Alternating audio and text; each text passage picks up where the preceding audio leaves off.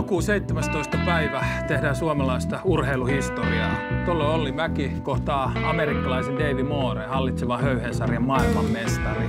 Te voitte olla varmoja, että tullaan tekemään kaikkemme, että mestaruus jää Suomeen. Sä voisit nyrkkeillä kameralla. Julma ilma.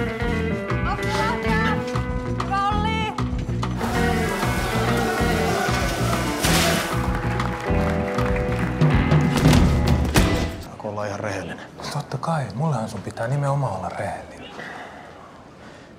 Tiedätkö, musta tuntuu, että mä luulen, että mä oon rakastunut.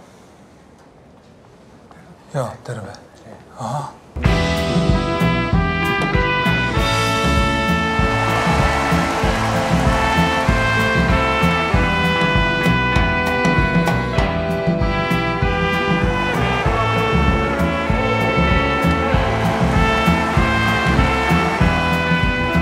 Tälleen jatketaan.